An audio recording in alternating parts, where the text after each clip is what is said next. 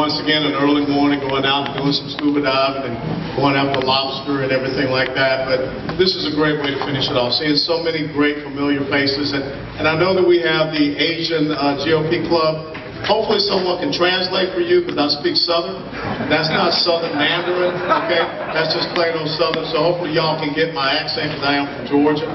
But, you know, when I'm driving up and I see my dear friend Al Lamberti, when I see there's so many people here. I mean, Lyndon Johnson. Lyndon Johnson was the person that first spoke at the Broward Republican Executive Committee when I was still over in Afghanistan. And she was advocating for me to run for Congress. This will always be a very special place for me. This will always be a home for me. Because this was the first place that this old soldier hung up his rucksack after he retired after 22 years of service to this greatest nation that the world has ever known. And in speaking, something before I get started. I want every single high school, junior ROTC cadet to come up here and stand with me. Let's go.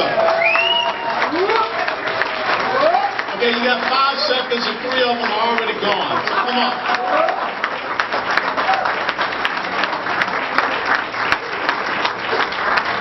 You know, if I had moved like that, I would have never made first lieutenant. Come on, come on, come on. You got old people here. We got to go to bed.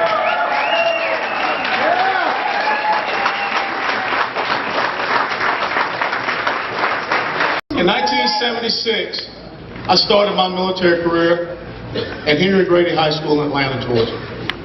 I would have never thought that all those years later, in 2004, that I would retire after 22 years of active duty service.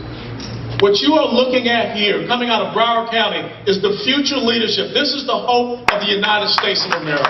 Yes!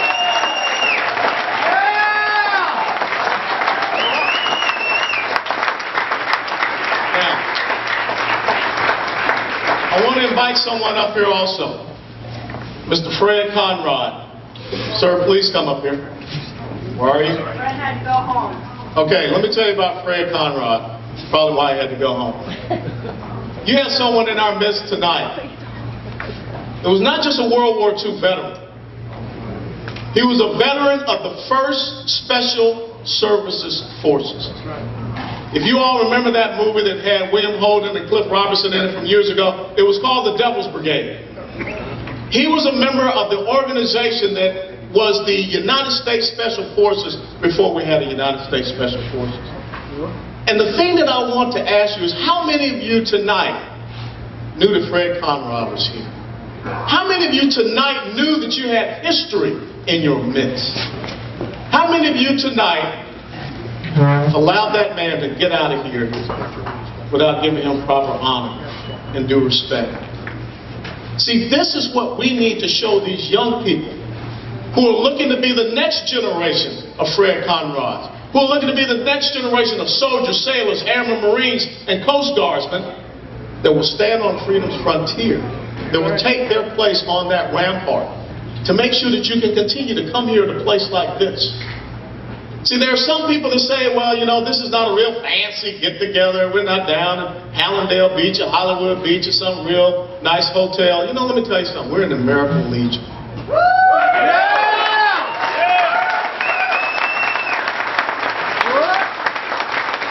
I cannot think of any more sacred ground for us to be meeting at tonight than here at a place where the men and women who have been willing to give the last full measure of devotion to this great nation come and sit and come and share their stories. And maybe they come and shed a tear about the comrades that they lost. But remember these faces. Remember these young people. Because, I mean, Tony man, you still here from Sunset? Tony, let me tell you something. Tell their story. Instead of telling all the screwed up stories about the kids that are out there doing wrong, tell the stories about the kids that are doing right. Okay?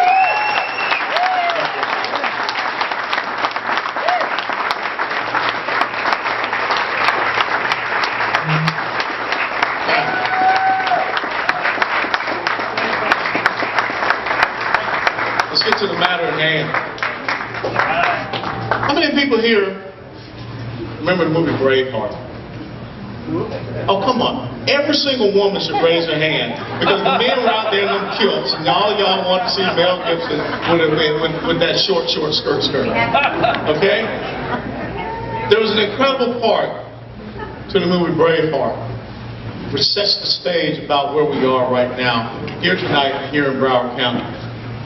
After the first battle that they fought against the English, the Battle of Stirling, where they were successful against the English army, delivered a huge defeat against it. They all met in this Scottish hall, and they were putting honors on Sir William Wallace, Mel Gibson's character. But then all of a sudden, as soon as they start giving out all of these awards and decorations, and they knighted him as Sir William, they start fighting amongst themselves. They start talking about, I'm the one that has title to be the king. No, I'm the one. No, your family's just a bunch of, worthless, do-nothings. No, I'm the rightful king of Scotland. And there was Mel Gibson's character, Sir William Wallace, looking upon this. And then all of a sudden, he and his captains start walking out of the hall. And just for a moment, they stopped fighting amongst themselves, and they turned to him and said, Sir William, where are you going? He said, I'm going to fight the English. You all can stay here and fight yourselves. You all can stay here and fight over the scraps that they will give you. But I'm going to fight for freedom. Let me tell you something.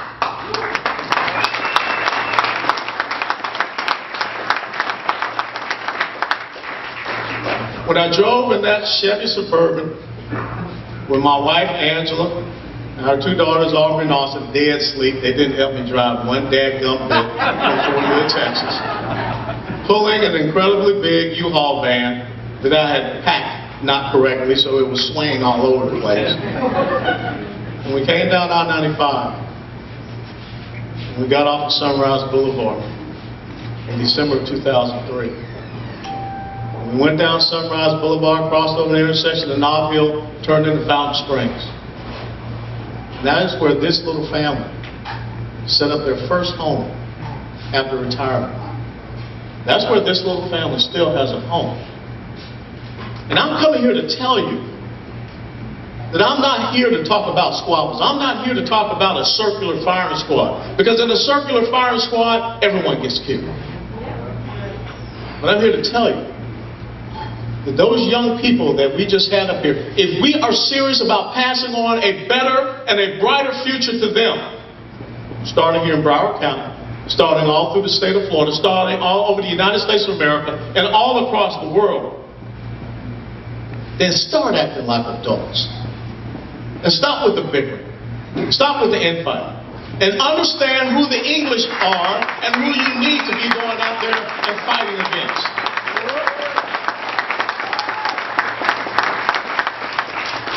That's all I'm saying. If it keeps up, there's a direct flight from Dallas Love Field right here in Fort Lauderdale. I will come back and I will take care of you. I will put my foot square up your butt. Okay?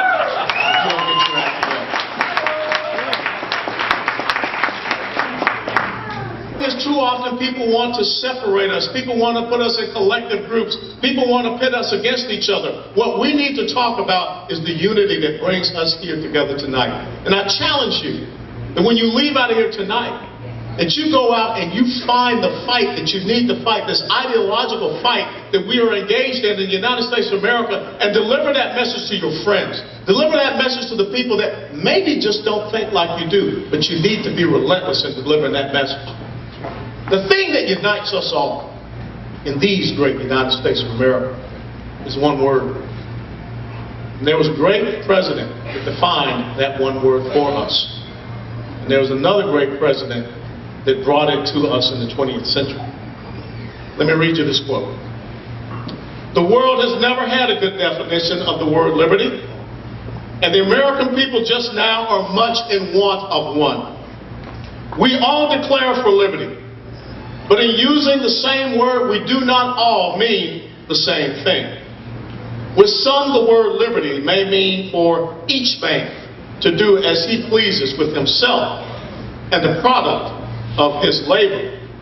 While with others, the same word may mean for some men to do as they please with other men and the product of other men's labor. Here are two, not only different but incompatible things called by the same name, liberty. And it follows that each of the things is by the respective parties called by two different and incompatible names, liberty and tyranny. April the 18th, 1864, Baltimore, Maryland, Sanitation Fair, President Abraham Lincoln, the first Republican president. If you study and you understand why this party was formulated in 1854, it was for one issue. And that was the issue to end slavery. It was started to bring liberty to people who did not know liberty. It was started so that the people that looked like me could understand the promise that Thomas Jefferson wrote about when he said that behold, these truths will be self-evident, that all men are created equal, that they're endowed by their Creator with certain inalienable rights, of these being life, liberty, and the pursuit of happiness. That's what liberty is. Liberty is not having to go and have someone else tell you where you can go. Liberty is not about going out and working hard and having someone else decide how much of your resources you can keep. Liberty is not about being born in the inner city of Atlanta, Georgia, and someone telling you there's only so far that you can go. See, in 1961, when I was born, Fort Lauderdale Beach, blacks could not go on Fort Lauderdale Beach. And 50 years later, in 2011, when I was sworn in as the congressional representative for Florida's 22nd Congressional District, it included Fort Lauderdale Beach.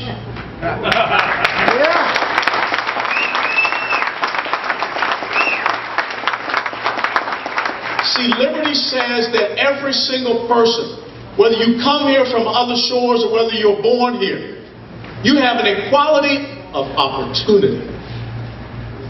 But there are some people in these great United States of America that believe that latter definition of liberty.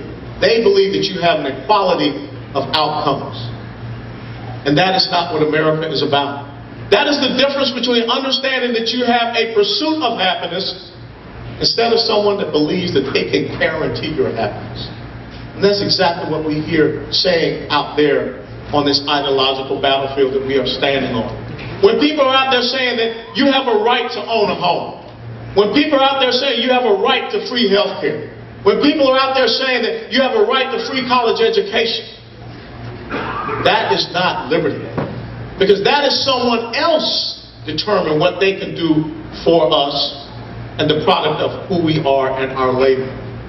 All you need to do is have the policies to get out of the way and allow us, in whatever form, shape, or fashion we want, to be successful and have opportunity in our lives. And that is what this man that we recognize tonight, the 40th President of the United States of America, understood, Ronald Wilson Reagan, the true definition of what liberty is.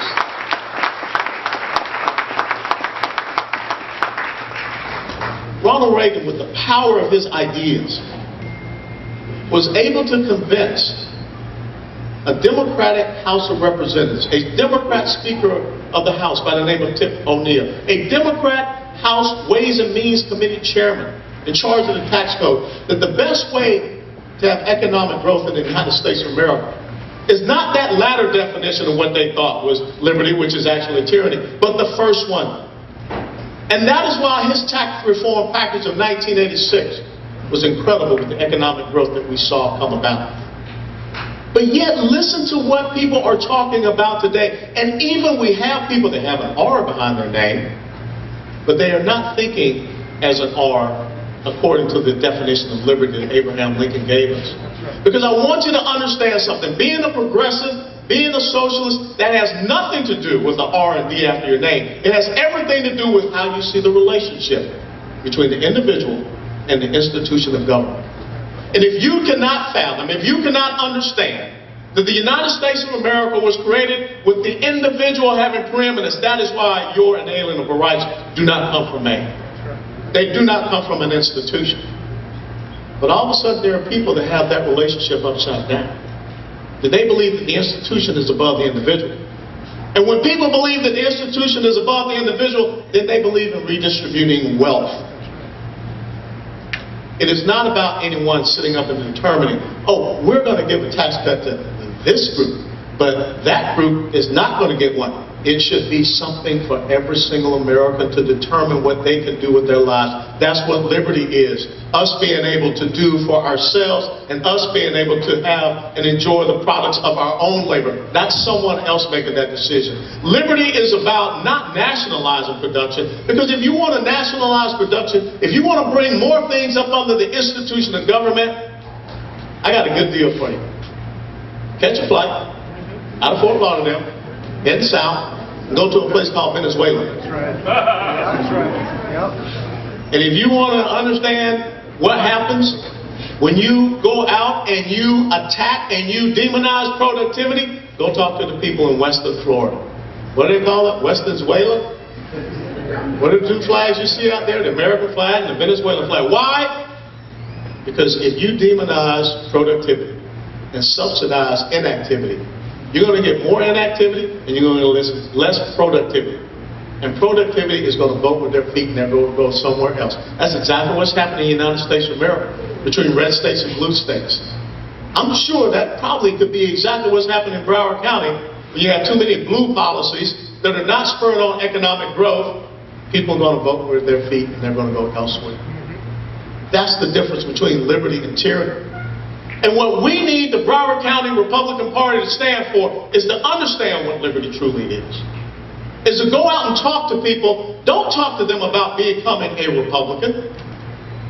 Talk to them about voting their principles, their values, and challenge their ideology.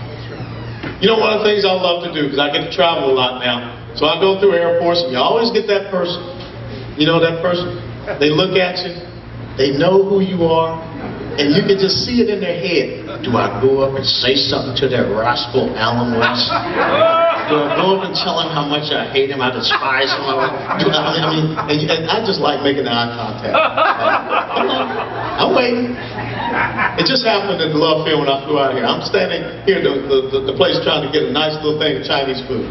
Because I wanted me some, orange chicken and some rice. And this guy comes up and tries to upset my apple cart. And I love it how they always come up. Well, Alan West, right? And I said, yeah, that's me.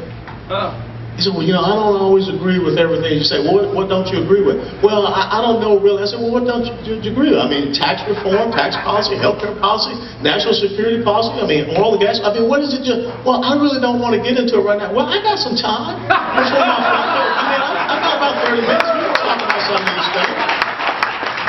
He said, well, I'm a liberal. I said, I'm a liberal too. And then he really freaked out.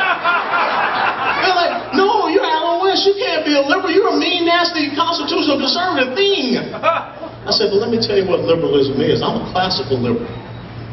I'm a liberal based upon John Locke. I'm a liberal that believes in individual rights and freedoms. I'm a liberal that believes in life, liberty, and property, which Thomas Jefferson converted into life, liberty, and pursuit of happiness. And then you got to see them running away, like O.J. Simpson going through the airport. They're just trying to break contact. That's what I want you to do. I want you to understand who you are and the fundamental principles and values of this great nation. I want you not to go out and say we're Republicans. I want you to talk about being a constitutional conservative. Because the problem we have in Washington, D.C. right now is that people with an R after their name are acting more like progressives because they believe in the institution and not the individual. A constitutional conservative believes in limited government. Because our Constitution is a restraining document on the federal government. The power goes to the state and individual. A constitutional conservative believes in fiscal responsibility. Because if the government is limited, the government is fiscally responsible. We don't have debt and deficits. A constitutional conservative believes in individual sovereignty. Life, liberty, pursuit of happiness. Those are the rights that you have. Anything else that you want to be, go ahead and do that. You have the ability to do that. But as a Supreme Court justice once said, your right to throw a punch stops at someone else's nose. So every time someone's coming out and saying, you got this right, you got that right, that's not about them giving you more freedom. That's about them taking it away. Because I want you to understand, as a constitutional conservative, write this down, at least remember. Free people are not equal. and an equal people are not free. That's exactly right. A free people are not equal, and an equal people are not free. So beware of the people that are coming down and saying, we're going to give you this and give you that because everyone's going to be equal, everyone's going to be the same. They just took away your freedom. They just took away your true liberty. And see, constitutional conservatives understand that the limitedness of the government, the fiscal responsibility, the individual sovereignty, the free marketplace, and the free enterprise of ideas.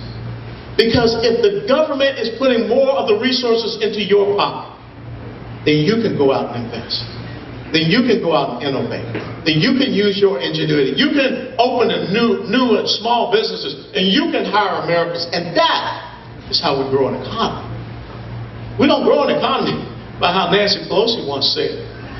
Nancy Pelosi once said that unemployment benefits and unemployment checks are a great stimulus to the economy. But see, that's the mentality that people have in Washington, D.C., is that we will give you the crumbs. She's also the person who said we have to pass the Affordable Care Act in order to find out what is in it. Now that we know what is in it, I think we need to repeal it and replace it with a free market free enterprise system.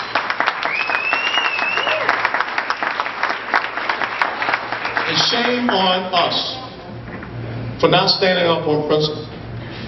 The Affordable Care Act is two things. It's 20 new taxes and an expansion of Medicaid. An expansion of Medicaid, which means that we are expanding poverty above and beyond the poverty level. That's not how we fix health care in the United States of America. Because most doctors are not taking Medicaid. They're turning it around. But the last and most important thing about being a constitutional conservative, other than understanding limited government, fiscal responsibility, individual sovereignty, the free marketplace, and the free enterprise economy, is peace through strength, a strong national defense. That's right. The greatest responsibility our federal government has is to provide for the common defense, not provide for common welfare. And somewhere up there they've lost their way and they've gotten that misunderstood. Because the most important thing is that halls like this, we want to see them continue on for another 241 years. So that the men and women that are the best and the greatest and the brightest amongst us will always have a place where they can come to and they can talk about their service, their sacrifice, and their commitment. So that young people like these young high school ROTC students can come and they can look into the eyes of the men and women that they would love to be one day. That's what this is about. I had a assistant division commander by the name of Brigadier General Rick Lynch. He went on to retire as a lieutenant general. He was a two-star general in Iraq. He commanded the surge of the 3rd Infantry Division. And he told us something that I didn't understand at the time, and I was a young battalion commander in the 4th Infantry Division. He said, life is all about how you live your dash. See, the thing is, on your final resting spot, here in this world, here in Broward County, wherever, there's a start date and there's an end date. And everything about your life, people, is in a simple little dash. When your children and grandchildren walk past your final resting spot and they see your dash, will it say that you were too busy fighting amongst yourselves and too busy bickering? And you lost the greatest hope, the greatest dream that mankind has ever seen? Or will they look upon your dash and with tears in their eyes, they will know that you, their father, their grandfather, their grandmother, their mother, their aunt, their uncle, their cousin, whomever you are, that you stood on the ideological battlefield. You stood upon the principles and values upon which this country was established. 230 years ago was the signing of our United States Constitution, just last Sunday. How many people really know what's in the United States Constitution?